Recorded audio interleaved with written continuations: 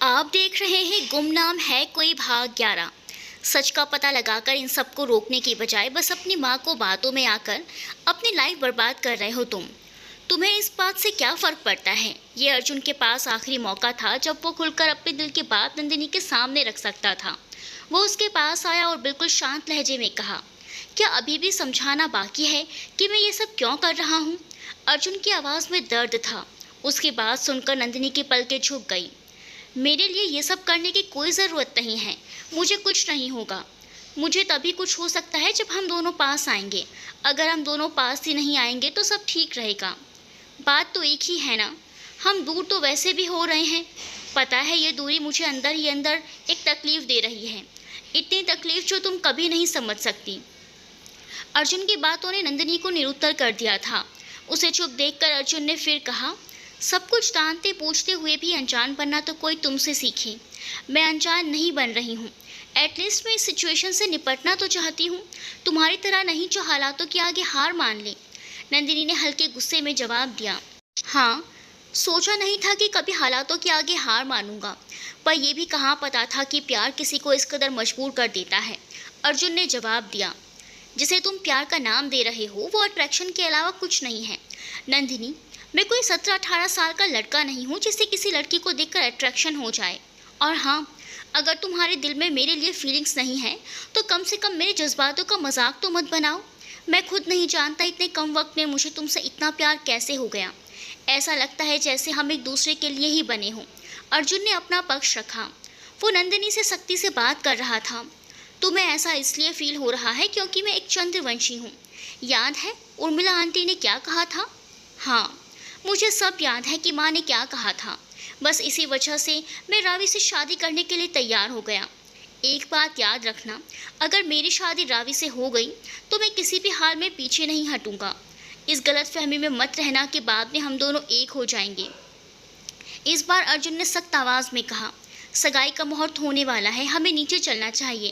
कहकर अर्जुन नीचे जाने को हुआ, तभी नंदिनी ने उसका हाथ पकड़कर उसे रोका। तुम क्यों कर रहे हो ये सब? नंदिनी ने भराई आवाज़ में कहा। मैं कर रहा हूँ? तुम जो कर रहे हो वो नहीं दिख रहा। मैंने सिर्फ ये कहा कि अगर मेरी रावी से शादी हो गई तो मैं इस शादी से पीछे नहीं हटूंगा और उसे खुश रखने की पूरी कोशिश करूंगा। अर्जुन ने फिर से वही जवाब दिया। Don't play with me. तुम्हें अच्छे से पता है कि मेरे मन में भी तुम्हारे लिए फीलिंग्स ग्रो होने लगी है। बस इसीलिए तुम ये सब बातें कर रहे हो ना। गुस्से में नंदिनी ने अर्जुन को दोनों हाथों से पकड़ा। अर्जुन ने उसके हाथों से झटक कर दूर किया और फिर उसे पकड़कर उसके पास आकर कहा, अगर तुम्हारे मन में फीलिंग्स ग्रो हो रही हैं तो सबके सामने जाकर एक्सेप्ट करो। दोनों एक दूसरे के बिल्कुल करीब थे। उसकी बात सुनकर नंदिनी चुप हो गई। अर्जुन ने कहा, क्या हुआ? डर लग रहा है कि अगर तुमने सबके सामने अपने दिल की बात बता दी तो वो हमारी शादी करवा देंगे और उसके बाद मैं तुम्हारी जान ले लूँगा। क्या इतना भी यकीन नहीं है तुम्हें मुझ पर? नंदिनी उससे दूर होकर बोली, बात यकीन की नहीं है अर्जुन। मैं इस महल में इसीलिए वापस आई थी ताकि उस सिलसिले को रोक सकूं, ना कि इसीलिए कि मेरी वजह से वो सब सिलसिले वापस शुरू हो जाएं। प्लीज़ भगवान के लिए 2 मिनट के लिए अपने सिर से ये प्यार का भूत उतारो और यहाँ जो भी हो रहा है उस पर गौर करो। मुझे अब इनसे कोई फ़र्क नहीं पड़ता। जैसा कि तुम बोलती हो हम दोनों दूर रहेंगे तो कुछ गलत नहीं होगा। प्लीज़ मेरा रास्ता छोड़ो, मुझे नीचे जाना है। अर्जुन ने गुस्से में कहा और नंदिनी को साइड करके नीचे जाने लगा। नंदिनी उसके जाने के बाद भी वहीं थी। उसने धीमी आवाज़ में खुद से कहा, सच कहा तुमने। सोचा नहीं था कि प्यार किसी को इतना मजबूर कर देता है। तुम चाह कर भी खुद को मुझसे दूर नहीं रख पा रहे और मैं चाह कर भी अपने प्यार का इजहार नहीं कर पा रही। अर्जुन से अलग होने के बारे में सोचकर नंदिनी की आंखें नम हो गई। वो तुरंत वहाँ से अपने कमरे में गई। जैसे ही नंदिनी कमरे में गई वहाँ पार्थ, उन्नति, हेजल और गौरव उसके आने का इंतजार कर रहे थे। नंदिनी ने उन तीनों को देखते ही कहा, अब तक तुम तीनों कहाँ थे? पूरे महल में ढूंढ लिया लेकिन कहीं नहीं मिले। हमें भी तुमसे बहुत ज़रूरी बात करनी है पर अभी सही समय नहीं है, उन्नति ने कहा। वो उससे कल रात हुई घटना के बारे में बताना चाहती थी। कुछ ही देर में भाई और रावी की सगाई का मुहूर्त होने वाला है। अगर हम बात करने बैठ गए तो सगाई अटेंड नहीं कर पाएंगे। चलो अब जल्दी से तैयार होकर नीचे चलते हैं। रात को सब इसी कमरे में मिलेंगे और बात करेंगे। हाँ, उन्नति सही कह रही है। फिलहाल हमें सगाई पर फोकस करना चाहिए। हेजल ने भी उसकी हाँ में हाँ मिलाई। नंदिनी का मन उदास था। उसने उनकी बात का जवाब देते हुए कहा, तुम लोग जाकर सगाई अटेंड करो। मेरा मन नहीं है, मेरा सर दर्द कर रहा है। हाँ, मैं भी सगाई को अटेंड नहीं करना चाहता। जिस शादी से मेरा दोस्त खुश नहीं है, उसको अटेंड करके भी क्या फ़ायदा। नंदिनी के साथ साथ गौरव ने भी सगाई अटेंड करने से मना कर दिया। उन दोनों के मना करने के बाद पार्थ ने कहा, गौरव का तो समझ आता है, लेकिन नंदिनी, तुम ये सगाई अटेंड क्यों नहीं कर रही? मैंने कहा ना, मेरा सर दर्द कर रहा है। वैसे नीचे काफ़ी लाउड म्यूज़िक और शोरगुल होने वाला है, इससे और तबीयत खराब हो जाएगी। मैं कुछ देर आराम करना चाहती हूँ, नंदिनी ने जवाब दिया। कल तब तक इस सच से भागोगी कि अर्जुन की तरह तुम भी उससे प्यार करने लगी हो। जैसे ही पार्थ ने कहा, उन्नति, हेजल और गौरव उसकी तरफ हैरानी से देखने लगे। उन्नति ने सबसे पहले पूछा, क्या ये सच है? अगर ऐसा है तो मैं अभी इस सगाई को रुकवा सकती हूँ। अब उसका कोई फ़ायदा नहीं है उन्नति। अर्जुन ने खुद मुझसे कहा है कि अगर रावी से उसकी शादी हो गई तो वो इस शादी को पूरे दिल से निभाएगा। फिर इस बात से कोई फ़र्क नहीं पड़ता कि मैं उसे पसंद करती हूँ या नहीं। नंदिनी ने बुझी आवाज़ में जवाब दिया। उसके साथ साथ उन चारों के भी चेहरे उतर गए। गौरव ने कहा, आर यू श्योर? क्या सच में अर्जुन ने ये बात कही थी? देखो, मैं तुम्हें गलत नहीं समझ रहा, लेकिन अर्जुन को भी मैं काफ़ी टाइम से जानता हूँ। शायद उसे इस बारे में पता नहीं होगा कि तुम उसे पसंद करती हो, वरना वो ये कभी नहीं कहता। उसने मुझे ये कहा था गौरव, साथ ही ये भी शर्त रखी है कि अगर मैं सच में उसे पसंद करती हूँ तो सबके सामने मुझे ये बात कहनी होगी, तभी वो इस शादी से पीछे हटेगा। कमरे में अर्जुन ने नंदिनी से जो भी कहा था उसने उन लोगों के सामने रखा। वो लोग नंदी के चंद्रवंशी होने और महल में हो रही अनहोनियों से अनजान थे। उन्नति ने हंसते हुए कहा, भाई इतने फिल्मी तो कभी नहीं थे। चलो जो भी हो, तुमने उन्हें पूरी तरह बदल दिया। हमारा gentleman army boy romantic hero की तरह बिहेव कर रहा है। चलो, इन सब में एक बात तो अच्छी हुई कि अर्जुन को उसका प्यार मिल गया। अगर तुम अर्जुन के सामने जाकर अपने प्यार का इजहार करोगी तो बाकी के घर वाले भी ज़बरदस्ती उसकी शादी रावी से नहीं करवाएंगे। गौरव ने कहा, तुम लोग इसे जितना आसान समझ रहे हो वो उतना आसान नहीं है। नंदिनी ने कहा। पार्थ को सारी बात पता होने के कारण वो उसके कहने का इशारा समझ रहा था। उसने नंदिनी का साथ देते हुए कहा, यह बिल्कुल ठीक कह रही है। नंदिनी को इस तरह जल्दबाजी में सबके सामने अपने दिल की बात नहीं रखनी चाहिए, इससे बात बिगड़ सकती है। ये तुम कैसी बातें कर रहे हो पार्थ? नंदिनी ने अपने दिल की बात नहीं बताई तो बहुत देर हो जाएगी। तुम भाई की जिद को जानते नहीं हो। अगर उन्होंने बोल दिया है कि वो रावी के साथ शादी निभाएंगे, इसका मतलब वो अपनी बात से किसी भी कीमत पर पीछे नहीं हटेंगे, उन्नति ने कहा। फिर वो नंदिनी के पास गई और उसका हाथ पकड़कर कहा, कोई तुम्हारा साथ दे या ना दे, लेकिन मैं तुम्हारे साथ हूँ। तुम अभी मेरे साथ नीचे चल रहे हो। मैं सारे घर वालों को तुम दोनों की शादी के लिए मना लूँगी। जिद मत करो उन्नति, अर्जुन और नंदिनी की शादी नहीं हो सकती। पार्थ ने उसे रोकने की कोशिश की। उन दोनों की शादी क्यों नहीं हो सकती? उन्नति ने हैरानी से पूछा। मेरे फैमिली का कोई और मेंबर इस बारे में कहता तो मैं मान लेती, लेकिन तुम हमारी फैमिली के बारे में कुछ नहीं जानते। अर्जुन भाई को जो करना होता है वो करके रहते हैं। नंदिनी ने अपने दिल की बात उनके सामने बता दी तो वो रावी से शादी करेंगे, लेकिन अर्जुन नंदिनी से शादी नहीं कर सकता क्योंकि वो एक चंद्रवंशी है। अगर उन दोनों की शादी हुई तो वो खुद अपने हाथों से उसकी जान ले लेगा। पार्थ ने उन्नति को समझाने के चक्कर में बातों ही बातों में सारा सच उसके सामने रख दिया। उसकी बात सुनकर उन्नति, हेजल और गौरव हैरानी से उसकी तरफ देख रहे थे। ने उसे आंखें दिखाकर चुप कराया और बात को संभालते हुए कहा, तुम लोग इसकी बात पर ध्यान मत दो, ये बस ऐसे ही। नंदिनी बोल रही थी, तभी गौरव ने उसकी बात काटते हुए कहा, नहीं नंदिनी, पार्थ ऐसे ही नहीं बोल रहा। कुछ तो इस महल में बहुत अजीब है जो कल रात हमने भी महसूस किया। कल रात की बात आने पर उन्नति और हेजल के चेहरे पर घबराहट के भाव थे। वो दोनों एक दूसरे की तरफ शांत नजरों से देख रही थी। उनसे कोई कुछ भी बोलता तभी साक्षी वहां आई। उसने देखा कि उनमें से कोई भी सगाई के लिए तैयार नहीं था। तुम लोग अभी तक यहाँ क्या कर रहे हो? अभी आधे घंटे में सगाई की रस्में शुरू होने वाली हैं। अर्जुन, देवर जी और रावी तो आ भी गए हैं। उन्नति, तुम्हें पता है ना, बहन को कुछ रस्में करनी होती हैं और तुम यहाँ पर आराम से खड़ी होकर बातें कर रही हो। वो उनके तैयार नहीं होने की वजह से उन्हें डांट रही थी। भाभी आप जाइए, हम अभी आते हैं। बस कपड़े डिसाइड नहीं कर पा रहे थे तो इसी चक्कर में देर हो गई। उन्नति ने बहाना बनाया।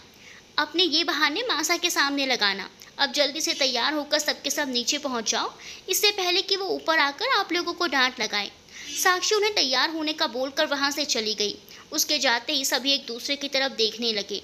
वो इस उलझन में थे कि महल में चल रही परिस्थितियों के बारे में बात करें या नीचे हो रही सगाई को अटेंड करें। ठीक है, हमने जो भी महसूस किया इस बारे में रात को बात करेंगे। अभी अर्जुन से कोई कुछ नहीं कहेगा और हम बिल्कुल नॉर्मल होकर इस सगाई को अटेंड करेंगे। नंदिनी ने सामान्य तरीके से जवाब दिया।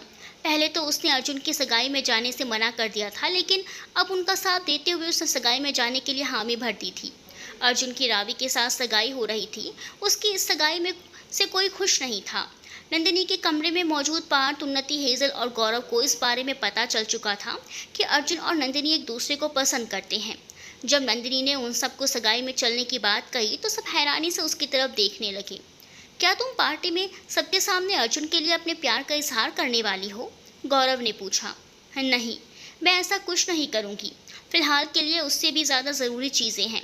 हम इस सगाई को नॉर्मल तरीके से अटेंड करेंगे, नंदिनी ने जवाब दिया। आप दोनों इतना पत्थर दिल कैसे हो सकते हो? वहाँ अर्जुन भाई तो यहाँ आप। तुमने उन्हें अपनी फीलिंग्स के बारे में नहीं बताया और ये सगाई हो गई तो वे तुमसे बहुत गुस्सा होंगे, फिर उन्हें मनाना आसान नहीं होगा, उन्नति ने कहा। हाँ, मैं जानती हूँ कि उसे मनाना बहुत मुश्किल होगा, वो बहुत गुस्सा होगा। तुम उसकी टेंशन मत लो, मुझे अच्छे से पता है उसे कैसे मनाना है। अब चलो सगाई के लिए तैयार होकर चलते हैं। नंदिनी उनके सामने काफ़ी सामान्य तरीके से बर्ताव कर रही थी, जबकि अंदर ही अंदर उसे इन सबसे बहुत तकलीफ हो रही थी। जैसे तुम्हारी मर्जी, पार्थ ने जवाब दिया। चलो गौरव, हम अपने रूम में चलकर तैयार होते हैं। यहाँ किसी को हमारी बात सुननी तो है नहीं, फिर क्या फ़ायदा कुछ कहकर। पार्थ वहाँ से चले गए। उनके जाने के बाद हेजल और उन्नति ने नंदिनी की तरफ देखा। मैं तुझे अच्छे से जानती हूँ, क्यों सबके सामने सब ठीक होने का ड्रामा कर रही है, हेजल ने उसके जाते ही कहा। तो और क्या करूँ, मैं तुम लोगों को अभी बता भी नहीं सकती कि मेरा अर्जुन को सब बताना हम सबको किस मुसीबत में डाल सकता है। मैंने कहा ना, रात को हम सब बैठकर बात करेंगे और फिर ही मैं अर्जुन और अपनी फीलिंग्स के बारे में सोचूंगी। प्लीज़ तब तक इस बारे में कोई बात मत करना, नंदिनी ने सख्ती से जवाब दिया। ठीक है, फिर तैयार होते हैं। उन्नति ने बात को बदला। वो तीनों सगाई में जाने के लिए तैयार होने लगी। उन्नति ने डिज़ाइनर पेस्टल ग्रीन कलर का लहंगा पहना था, तो हेजल ने पिंक कलर का इवनिंग गाउन पहना। इन सबसे अलग नंदिनी ने गोल्डन कलर की साड़ी पहनी थी। उन लोगों के तैयार होने के बाद उन्नति ने नंदिनी की तरफ देखकर कहा, आई विश कि कोई मैजिक हो और आज अर्जुन की सगाई रावी के बजाय तुमसे हो जाए। उसकी बात सुनकर नंदिनी हल्का सा मुस्कुराई और जवाब में कहा, पहले तो मैं भी मैजिक वगैरह में विश्वास नहीं करती थी, लेकिन तुम्हारे इस महल में आने के बाद इतना ज़रूर यकीन है, यहाँ कुछ भी हो सकता है। और उस कुछ भी में हमारी नंदू को प्यार हो गया, वो भी सिर्फ एक हफ्ते में। सुनने में कितना अजीब लगता है ना, हेजल ने हंसकर कहा। मुझे कुछ समझ नहीं आता, तुम दोनों घूम फिर कर मेरे और अर्जुन पर ही क्यों आ जाती हो, नंदिनी ने आंखें घुमाकर कहा। बहुत हो गई बातें, अब नीचे चलते हैं, इससे पहले कि कोई और हमें बुलाने के लिए ऊपर आए। तुम्हें बड़ी जल्दी लगी है अर्जुन भाई की सगाई की, तुम्हारी जगह कोई और लड़की होती तो इस वक्त मन ही मन जल रही होती, उन्नति ने कहा। अरे अगर इसे फ़र्क भी पड़ रहा होगा तो ये हमें थोड़े ना बताएगी। अब अर्जुन भाई के सामने रफटफ होने का ड्रामा भी तो करना है, उन्नति का साथ देते हुए हेजल बोली। इस बार नंदिनी ने उनकी बात का कोई जवाब नहीं दिया और दरवाजे के बाहर जाने लगी। उसे नीचे जाता देख उन्नति और हेजल तेजी से चलते हुए उसके पीछे आई। अरे हम तो बस मजाक कर रहे थे, तुम तो खामखा सीरियस हो गई, उन्नति ने उसके पास आकर कहा। और चिंता मत करो, हमारे रहते हुए अर्जुन किसी और का नहीं हो सकता, वो तो हमारे जीजू ही बनेंगे, हेजल ने कहा। उन दोनों की बात सुनकर नंदिनी चिढ़कर बोली, नेक्स्ट टाइम मुझसे तभी बात करना जब तुम्हारी बातें अर्जुन से अलग हो। नंदिनी धीमे कदमों से चलते हुए नीचे हॉल में पहुंची, जहां अर्जुन और रावी की सगाई हो रही थी। ज़्यादातर इस तरह के प्रोग्राम शाम के समय रखे जाते हैं, लेकिन अर्जुन और रावी की सगाई होने तक रात के 9 बज चुके थे। इतने दिनों में पहली बार प्रताप सिंह महल में आए लोगों से रूबरू होने जा रहे थे। सगाई में उपस्थित होने के लिए वो तैयार हो रहे थे। वो अपने कमरे में लगे शाही सोफे पर बैठे थे, जबकि उनके आसपास उनकी तीनों पत्नियां उन्हें तैयार कर रही थी। सुभद्रा, सुनैना और सुकृति के चेहरे पर एक अलग ही चमक और होठों पर रहस्यमय मुस्कुराहट थी। उन्हें मुस्कुराता देखकर प्रताप सिंह ने पूछा, हम आप तीनों के चेहरे की खुशी को महसूस कर सकते हैं, पर इस मुस्कुराहट के पीछे का राज कुछ और ही है, जो आज हमें समझ नहीं आ रहा। आज हमने उसे देखा था, उनमें से सबसे बड़ी रानी सुभद्रा बोली। सुभद्रा की बात सुनकर प्रताप सिंह ने हैरानी से पूछा, किसे देखा था आपने? उसी चंद्रवंशी को, जिसकी शादी हमारे वंशज से होने वाली है, इस बार सुनैना ने जवाब दिया। सुकृति जो सबसे छोटी थी वो उत्साहित होकर बोली, उनके चेहरे पर बहुत तेज और शरीर में उसी प्रकार की दिव्य ऊर्जा का संचरण है जो किसी ज़माने में राजकुमारी नंदिनी में हुआ करता था। अब हमें समझ आ रहा है कि आपने उसे देखते ही कैसे पहचान लिया। उस ऊर्जा को तो कोई भी महसूस कर सकता है। इस बार हमारी बलि व्यर्थ नहीं जाएगी। इस बार हम 100% निश्चित हैं कि हमारे हाथ चंद्रवंशी ही लगी है। बस अब तो जल्द से जल्द ये विवाह होना बाकी है, सुभद्रा ने आगे कहा। उनकी बातें प्रताप सिंह को आश्चर्य में डाल रही थी। आपने उन्हें कम देखा? आप तीनों जानती हैं ना, महल में आप तीनों की सीमाएं तय हैं, फिर आप उसे कैसे देख सकती हैं?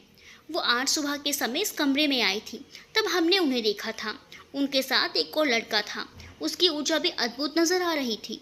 उनके साथ भी हमारा छोटा वंशज मौजूद था, सुनैना ने बताया। हमारी मर्जी के खिलाफ हमारे कक्ष में कौन प्रवेश कर सकता है? जरूर आप तीनों को कोई गलतफहमी हो गई होगी। प्रताप सिंह को अभी भी यकीन नहीं हो रहा था कि उनकी गैर मौजूदगी में उस कमरे में कोई आ सकता है। हम इंसान नहीं हैं जो हमें गलतफहमियां होंगी। वो लड़की चंद्रवंशी ही थी और ये वही लड़की है जिससे अर्जुन की शादी होने वाली है, सुनैना ने कहा। उसकी बात को आगे बढ़ाते हुए सुभद्रा बोली, हमने आपसे कहा था ना, जब भी वो लड़की अर्जुन के पास आती है तब अद्भुत ऊर्जा का संचरण होता है। उसी के साथ इस महल की बाकी चंद्रवंशी बहुएं जागृत होने की कोशिश करती हैं। जब वो दोनों विवाह बंधन में बंधने के बाद एक हो जाएंगे, उसके बाद कयामत की रात आएगी, वो रात जिसका इंतजार हमें सदियों से था। सुभद्रा, सुनैना और प्रताप सिंह के बीच में बहस देखकर सुकृति बीच में आई। उसने बात को संभालते हुए कहा, आप आपस में बहस क्यों कर रहे हैं? ना तो स्वामी गलत है और ना ही हम। हमने उन्हें बात करते सुना था, वो यहाँ छुप कर आई थी। हमें अपने कमरे का पहरा बढ़ाना पड़ेगा। कैसे कोई छुपकर हमारे कमरे में आ सकता है? अगर उन्हें कुछ पता चल जाता तो? प्रताप सिंह गुस्से में बोले, इस वक्त ये बातें करने का सही समय नहीं है। सगाई होने वाली है, हम आपको सगाई की अंगूठी देते हैं। इस अंगूठी को पहनने के बाद वो चंद्रवंशी हमारे वश में आ जाएगी और हम रात्रि के समय उसे यहाँ बुलाकर उसके शरीर की पूजा करना शुरू कर सकते हैं।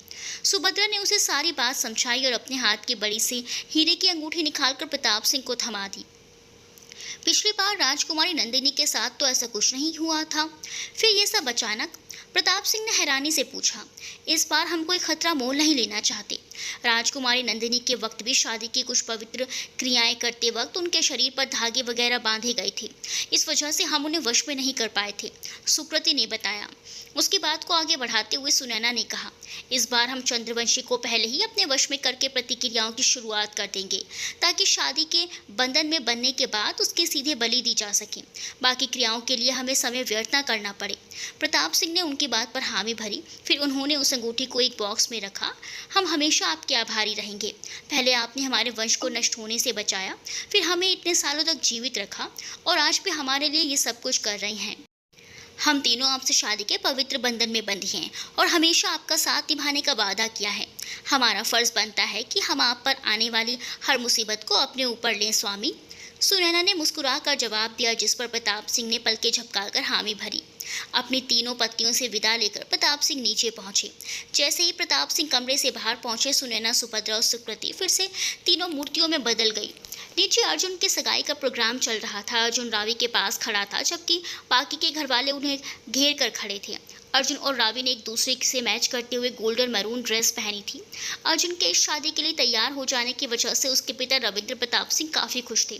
वो उसके पास आकर बोले, हमें खुशी है कि इस बार तुमने हमारी बात को माना और इस शादी के लिए तैयार हो गए। हाँ, हमारे करियर के मामले में आपको ज़बरदस्ती करने का मौका नहीं मिला, तो ज़िंदगी के सबसे बड़े फैसले में आपने अपनी जिद चला ही ली, अर्जुन ने रूखे तरीके से जवाब दिया। रविंद्र प्रताप सिंह को उसका बेरुखी से बात करना पसंद नहीं आया। बात को संभालते हुए अर्जुन के चाचा दीपक ने कहा, कोई नहीं भाई साहब, बच्चा है, आज नहीं तो कल समझ ही जाएगा। हम भी तो कहाँ अपनी शादी के लिए तैयार थे, पर वक्त के साथ हमने भी समझौता किया था ना। हाँ, आप लोगों ने समझौता ही तो किया है और वही समझौता आप मुझे करवा रहे हैं, अर्जुन ने कहा। देख रहे हो दीपक, तुम भी सब बच्चा कह रहे हो, आज वो इतना बड़ा हो गया कि हम दोनों से जुबान लड़ा रहा है।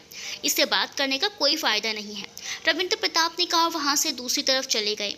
आर्मी तो इंसान को डिसिप्लिन सिखाती है अर्जुन, पर तुम इतने बदतमीज़ कब से हो गए कि अपने बड़ों से बात करने की तहजीब तक भूल गए, दीपक सिंह ने कहा। उसी दिन से, जिस दिन से हमारे बड़ों ने हमारी खुशी के खिलाफ जाकर डिसीजन लेना शुरू कर दिए, अर्जुन ने उसे बेरुखी से जवाब दिया। उसकी बात सुनकर दीपक सिंह ने आगे कुछ नहीं कहा और वहाँ से वो दूसरी तरफ चले गए। कुछ देर बाद जैसे ही नंदिनी, उन्नति और हेजल नीचे पहुंची, साक्षी ने उन्हें देखते हुए कहा, चलो, तुम तीनों को नीचे आने की फुर्सत तो मिली। भाई, इतनी देर तो हमारे दुल्हा और दुल्हन ने भी नहीं लगाई जितनी इन तीनों महारानियों ने लगाई है। तो शादी में सिर्फ दुल्हा दुल्हन ही थोड़ी ना खास होते हैं भाभी। कई बार थोड़ी बहुत फुटेज बाकी लोगों को भी मिल ही जाती है। जिन्हें नहीं मिलती वो इस तरह छीन लेते हैं। कार्तिक ने उन्नति को चिढ़ाते हुए कहा। जवाब में उन्नति ने उसकी तरफ मुंह बनाया। अर्जुन नंदिनी से नजरें फेर कर खड़ा था। उसने एक बार उसकी तरफ देखा तक नहीं, जबकि नंदिनी की नजरें अर्जुन पर ही टिकी थी। उसकी बेरुखी देखकर नंदिनी का दिल भारी होने लगा। तुम क्यों कर रहे हो ये अर्जुन? सिर्फ मुझे परेशान करने के लिए? तो हो जाओ खुश, मैं परेशान हो गई हूँ, नंदिनी ने अपने मन में कहा। अच्छा भाभी, सब आ ही गए हैं तो सगाई की रस्म शुरू करते हैं। वैसे भी काफ़ी देर हो गई है, जानकी ने उर्मिला से कहा। सब तो आ गए हैं, लेकिन अभी बड़े दादा सा का आना बाकी है। सगाई की अंगूठियाँ भी उन्हीं के पास हैं, उर्मिला ने जवाब दिया। उर्मिला के मुंह से बड़े दादा सा का नाम सुनकर नंदिनी और पार्थ सतर्क हो गए। उन्होंने इशारे से एक दूसरे से प्रताप सिंह पर नजर रखने को कहा। नंदिनी अब अर्जुन के बजाय प्रताप सिंह के आने का राह देखने लगी। उसका ये इंतजार लंबा नहीं चला। कुछ ही देर में प्रताप सिंह सगाई की अंगूठियों के साथ वहां पहुंच चुके थे। उन्हें देखते ही नंदिनी की आंखों के आगे अंधेरा छाने लगा। उसे ऐसा लग रहा था जैसे उसके आसपास मौजूद लोग कहीं गायब हो गए हों और वो एक अंधेरे कमरे में थी, जहां उसके साथ सिर्फ और सिर्फ प्रताप सिंह ही मौजूद थे। इस छोटी सी अनुभूति से उसके अंदर कपकपी सी छूट गई। उसने इधर उधर देखा, लेकिन उसे कोई दिखाई नहीं दिया। सामने प्रताप सिंह के रूप में हड्डियों का ढांचा, जो दिखने में काफी भयानक नजर आ रहा था, वो अपने कदम बढ़ाते हुए नंदिनी की तरफ आ रहा था। उसके चेहरे पर एक अजीब रहस्यमयी मुस्कुराहट थी। जैसे ही प्रताप सिंह नंदिनी के पास आए, उसे ऐसा लगा जैसे किसी ने उसे जोर से अपनी तरफ खींच लिया। नंदिनी एक पिलर से जा टकराई। इसी के साथ उसे होश आया। उसने आसपास देखा तो सब कुछ बिल्कुल पहले की तरह सामान्य था। नंदिनी ने अपने सर को पकड़कर धीरे से कहा, लगता है मुझे ही कोई वहम हो गया होगा, पर जो भी था बहुत अजीब था। उस थोड़ी देर की घटना जिसे नंदिनी अपना भ्रम समझ रही थी, उसके अंदर डर पैदा कर दिया था। उसके माथे पर पसीने की बूंदें थी। अर्जुन, जो अब तक नंदिनी से नजरें चुरा रहा था, अचानक उसकी नज़र नंदिनी पर पड़ी तो वह पिलर से सटकर खड़ी थी। दोनों की नजरें एक दूसरे से मिली तो अर्जुन ने तुरंत अपनी नज़र फेर ली। कब तक ऐसे अनदेखा करोगे? नंदिनी ने सख्त भाव से कहा। उसे अर्जुन का इस तरह उसे इग्नोर करना अच्छा नहीं लगा।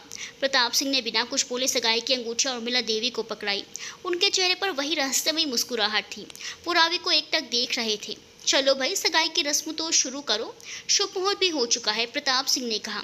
जी जरूर दादा साहब, रविंद्र प्रताप सिंह ने जवाब दिया। वो उर्मिला के साथ आकर अर्जुन के बगल में खड़े हो गए। अर्जुन उनकी तरफ खा जाने वाली नजरों से देख रहा था। उर्मिला ने अंगूठियों को खोला। उनमें से उन्होंने एक अंगूठी रावी के हाथ में तो दूसरी अर्जुन के हाथ में पकड़ा दी। सगाई शुरू होने से पहले उर्मिला देवी ने रावी के चाचा चाची को बुलाने के लिए इधर उधर नजरें दौड़ाई तो वो दोनों हैरान परेशान उनसे कुछ दूर पर खड़े थे। मिसेस चौहान ने परेशान स्वर में कहा, सुबह से पारस गायब है, कुछ ख्याल भी है? लड़का कहाँ है? मैंने तुम्हारे उस लड़के को फ़ोन मिलाया था उसने, लेकिन उसका फ़ोन आउट ऑफ कवरेज बता रहा है। पता नहीं कहाँ आवारागर्दी करता घूम रहा होगा। यहाँ नाक ना कटाए तो अच्छा ही है। घर जाने पर अच्छे से खबर लूँगा, मिस्टर चौहान ने हल्के गुस्से में जवाब दिया। आपको तो बस उसी की गलतियाँ नज़र आती हैं, मिसेस चौहान मुँह बनाकर बोली। वो आगे कुछ कह पाती उससे पहले उर्मिला देवी ने उन्हें आवाज़ लगाई। चौहान भाई साहब, बहन जी की रस्म शुरू कर लेते हैं, आप रावी के पास आ जाइए। फिर उन्होंने इधर उधर देखा तो उन्हें भी पारस दिखाई नहीं दिया। पारस कहाँ है? मिस्टर और मिसेस चौहान रावी के पास आकर खड़े हो गए। मिस्टर चौहान ने उर्मिला की बात का जवाब देते हुए कहा, मैंने उसे किसी काम से गांव भेजा था, कल तक लौट आएगा। चलो कोई बात नहीं, जितने लोग मौजूद हैं वो तो रस्म का हिस्सा बनते हैं, दीपक सिंह ने जवाब दिया। उर्मिला देवी ने अर्जुन के चेहरे की तरफ देखा जिस पर कोई भाव नहीं थी। उसकी आंखें सूनी थी। इसके बाद उन्होंने नंदिनी की तरफ देखा जो एकटक अर्जुन को ही देख रही थी। उन दोनों के चेहरे पर उदासी देखकर उर्मिला ने सोचा, काश हम तुम दोनों के लिए कुछ कर पाते। अर्जुन, आपने कभी किसी गलत चीज़ के लिए जिद नहीं की, इसीलिए हमने आपका साथ दिया, लेकिन आज हम चाहकर भी आपका साथ नहीं दे पा रहे हैं। उर्मिला अपने ख्यालों में खोई थी। तभी प्रताप सिंह ने कहा, यहाँ इतनी शांति क्यों है? अरे भाई, सगाई का मौका है, गाना बजाना करो। हमारे वक्त में तो इस तरह के समारोह में बहुत रौनक होती थी। बस दादा साहब, बच्चे अंगूठियाँ एक्सचेंज कर लें, उसके बाद डांस फंक्शन भी रखा गया है, रविंद्र प्रताप सिंह ने उनकी बात का जवाब देते हुए कहा। रावी, तुम पहले अर्जुन को अंगूठी पहना दो, उसके बाद अर्जुन तुम्हें। उर्मिला देवी की आवाज़ के साथ रावी का ध्यान टूटा। उसने कांपते हाथों से अंगूठी उठाई और अर्जुन के चेहरे की तरफ देखा, जिसने सब कुछ सही करने का वादा किया था। रावी को शांत देखकर मिसेस चौहान ने कहा, अरे लाडो, सगाई आज ही करनी है, चल जल्दी से दामाद जी को अंगूठी पहना। मिसेस चौहान ने ज़बरदस्ती रावी का हाथ ऊपर उठाया। उसके बाद उन्होंने अर्जुन का हाथ पकड़कर रावी के आगे कर दिया। उसकी इस हरकत पर अर्जुन गुस्से से उनकी तरफ घूर रहा था। रावी ने अर्जुन को अंगूठी पहनाई। इसी के साथ सब तालियां बजाने लगे। तो फाइनली मेरी शादी से पहले अर्जुन भाई की शादी हो जाएगी और इस सगाई के साथ ये बात कंफर्म भी हो गई है। कार्तिक ने खुश होकर कहा, चलो अर्जुन, अब तुम भी रावी को अंगूठी पहना दो। प्रताप सिंह ने कहा। अर्जुन ने उनकी बात पर हामी भरी। अंगूठी पहनाने से पहले उसने एक नज़र नंदिनी की तरफ देखा, जो उसकी तरफ उम्मीद भरी नज़रों से देख रही थी। अर्जुन ने तुरंत अपनी नज़रें फेरी और रावी के हाथ में अंगूठी पहना दी। उसके ऐसा करते ही नंदिनी की आंखें डबडबा गई। खुद को संभालने के लिए वो वहां से बाहर चली गई। अंदर जहां महल में रोशनी से नहाया हुआ था, वहीं बाहर की तरफ एक बड़ी सी लाइट जल रही थी। नंदिनी बाहर झूले पर आकर बैठी। उसकी आंखों में आंसू थे। इससे अच्छा होता कि मैं यहाँ कभी आती ही नहीं। मैं चंद्रवंशी हूँ, इस वजह से यहाँ ये सब वापस शुरू हुआ होगा। ना ही मैं कभी अर्जुन से मिलती और ना ही मुझे उससे प्यार होता। ये सच में बहुत तकलीफ दे रहा है। आपका दिल टूटकर छलनी हो जाता है जब आप अपने प्यार को किसी और का होता देखते हैं, वो भी अपनी आंखों के सामने, नंदिनी ने खुद से कहा। उसने अपने आंसू पोंछे और फिर मन ही मन कहा, नहीं नंदिनी, तुम्हें वीक नहीं होना है। अर्जुन को अपनी कमजोरी नहीं ताकत बनाना है। सब कुछ ठीक करना है। सोचते हुए नंदिनी ने ऊपर आसमान की तरफ देखा तो आसमान बिल्कुल शांत पड़ा था। वहाँ कुछ तारे टिमटिमा रहे थे। कुछ ही दिनों में पूर्णिमा आने की वजह से चांद की रोशनी भी अच्छी खासी थी। खुले आसमान को देखकर नंदिनी के चेहरे पर मुस्कुराहट आ गई। चलो, कोई तो है जो आज बिल्कुल शांत है, उसने हौले से कहा और फिर कुछ सोचते हुए बोली, 2 दिन बाद शायद अर्जुन की शादी भी हो जाएगी। अगर शुरुआत से इस किस्से को शुरू करें तो वो किताब मेरे पास अपने आप नहीं आई होगी। उस तरह की कोई बुक कभी पब्लिश ही नहीं हुई होगी। कोई तो ऐसा है जो चाहता है कि मैं यहाँ आऊँ और इस सिलसिले को रोकूँ, लेकिन वो कौन हो सकता है? क्या राजकुमारी नंदिनी की आत्मा या कोई ऐसा जो सच में मेरी बलि देना चाहता हो? भला राजकुमारी नंदिनी क्यों चाहेगी कि एक चंद्रवंशी लड़की इस महल में आए? नंदिनी काफ़ी हैरान परेशान वहाँ पर बैठी थी। कहने को वहाँ पर अकेली थी, लेकिन महल के किसी झरोके से उसे कोई झांक रहा था। दूसरी तरफ कोई नहीं था, मगर फिर भी नंदिनी को अपने ऊपर किसी की नज़रें महसूस हुई। उसने जल्दी से इधर उधर देखा, लेकिन उसे कोई दिखाई नहीं दिया। ऊपर की तरफ देखने पर भी कोई नहीं था। मुझे कुछ ज़्यादा ही भ्रम हो रहे हैं। मुझे अंदर चले जाना चाहिए। वैसे भी ये जगह सेफ नहीं है। सोचते हुए नंदिनी महल के अंदर चली गई। उसके जाते ही एक आदमी की आवाज़ आई, क्या सच में आपको लगता है कि ये लड़की हमें मुक्ति दिला पाएगी? आपको नहीं लगता कि आपने गलत इंसान को चुना है? लेकिन हमने इन्हें नहीं चुना और ना ही इन्हें महल में बुलाया था, एक औरत की आवाज़ ने जवाब दिया। तो फिर शायद इनकी नियति ही इन्हें यहाँ ले आई होगी। आपको क्या लगता है, क्या प्रताप सिंह इस बार बलि देने में कामयाब हो जाएंगे? उस आदमी की आवाज़ ने पूछा। इन्हें भले ही हमने ना बुलाया हो, लेकिन हम ये कभी नहीं होने देंगे, उस औरत की आवाज़ ने गुस्से में जवाब दिया। इसी के साथ वहाँ कांच के तड़कने की आवाज़ आई। वो दोनों साए जो अभी तक दिखाई नहीं दे रहे थे, उन्होंने स्पष्ट आदमी और औरत का रूप लिया। ये राजकुमार महेंद्र प्रताप सिंह और राजकुमारी नंदिनी थी। वो दोनों एक दूसरे से बातें कर रहे थे। तभी कुछ काम करने वाले लोग हाथ में शगुन की थालियां लेकर उस तरफ आए। वो लोग उन दोनों के आर पार हो गए। उनके आर पार हो जाने के बाद राजकुमारी नंदिनी को एहसास हुआ कि अब वो मात्र एक आत्मा है, कुछ और नहीं। तब उन्हें खुद पर बहुत बेबसी महसूस हुई। उन्होंने भर्राई आवाज़ में कहा, लेकिन हम कर भी क्या सकते हैं? हम कुछ नहीं कर सकते। तब इस महल की सीमाओं में कैद हैं। इसी के साथ राजकुमारी नंदिनी उस दिन की यादों में खो गई जब महेंद्र प्रताप ने अपने हाथों से उनकी जान ली थी। राजकुमारी नंदिनी तहखाने की ज़मीन पर पड़ी थी। उनके पेट में तलवार लगी थी और वो दर्द से बेजान थी। दर्द से उनकी आंखों में आंसू थे। वो बेबस नज़रों से अपने पास पड़े महेंद्र प्रताप सिंह को देख रही थी, जिनका शरीर अधकटे सर के साथ उनके पास पड़ा था। उनकी चंद सांसें बाकी थी। महेंद्र प्रताप ने ठीक नहीं किया। उसने अपनी कर्म भूमि के प्रति जो फर्ज था उसको निभाने से मना कर दिया। उसका अंजाम हमें भुगतना पड़ेगा। प्रताप सिंह ने चिंतित स्वर में कहा, इन्होंने जो किया हम उसे बदल तो नहीं सकते हैं। हाँ, इन्हें उनके किए की सज़ा ज़रूर दे सकते हैं, सुकृति ने कहा। उसके कहने के बाद सुभद्रा और सुनैना ने भी उसकी बात पर हामी भरी। सुभद्रा चलकर प्रताप सिंह के पास आकर बोली, जीते जी तो आपने इन्हें सज़ा दे ही दी है, लेकिन हम मरने के बाद भी इन्हें सुकून से नहीं रहने देंगे। परंतु अब आप तीनों क्या कर सकती हैं? इनकी तो जान भी जा चुकी है, प्रताप सिंह ने पूछा। उनके पूछने पर सुभद्रा, सुनैना और सुकृति ने एक दूसरे की तरफ देखा। उन तीनों के चेहरे पर मुस्कुराहट थी। सुनैना ने प्रताप सिंह की बात का जवाब देते हुए कहा, मृत्यु एक अटल सत्य है जिसे बदला नहीं जा सकता। आप अच्छे से जानते हैं, मौत तो बाकी चंद्रवंशी बहुओं की भी हो चुकी है, लेकिन आज भी उन्हें मुक्ति नहीं मिली है। मौत और मुक्ति के बीच का सफर तय करना आसान नहीं है स्वामी। प्रताप सिंह समझ चुके थे उन तीनों के दिमाग में क्या चल रहा था। इससे बेहतर सजा इनके लिए हो ही नहीं सकती। मौत और मुक्ति के बीच का सफर। सुभद्रा, सुकृति और सुनैना आगे आगे चल रही थी जब प्रताप सिंह उनके पीछे थे। उनके साथ में उन दो लोग और थे जिन्होंने राजकुमार नंदिनी और प्रताप सिंह की लाश को ले रखा था। वो लोग महल के ऊपरी कमरे में पहुंचे। अंदर पहुंचने के बाद उन्होंने एक मंत्र बुदबुदाया और अगले ही पल वो महल के बजाय किसी जंगल में मौजूद थे। वो एक बड़ा सा मैदान था जहाँ बहुत सारी लाशें गड़ी हुई थी। प्रताप सिंह ने वहाँ एक बड़ा सा गड्ढा खोदा और उसके अंदर राजकुमारी नंदिनी और प्रताप सिंह की लाशों को एक साथ डाल दिया। उन्हें बंद करने के बाद सुनैना, सुभद्रा और सुकृति उनके पास बैठकर कुछ मंत्र साधना कर रही थी। वो साधना के जरिए उन लोगों की आत्मा को महल में ही कैद कर रही थी जहां बाकी के चंद्रवंशी बहुओं की आत्माएं कैद थी। पुरानी बातों को सोचकर राजकुमार नंदिनी की आंख भर आई। उन्होंने भारी आवाज में कहा, सही कहा था उन्होंने, मौत और मुक्ति का सफर बहुत मुश्किल होता है, पर सोचा नहीं था इसमें सदियां बीत जाएंगी। उम्मीद की एक किरण नजर भी आई तो। राजकुमारी नंदिनी बोलते हुए रुक गई। महेंद्र प्रताप सिंह ने उनकी बात को पूरा करते हुए कहा, चिंता मत कीजिए, हम अपनी उम्मीद की किरण को इतनी आसानी से बुझने नहीं देंगे। जैसे उसे उस रात चंद्रवंशी बहुओं से बचाने के लिए हम बाहर की तरफ धकेल रहे थे, वैसे कुछ ना कुछ कर ही लेंगे।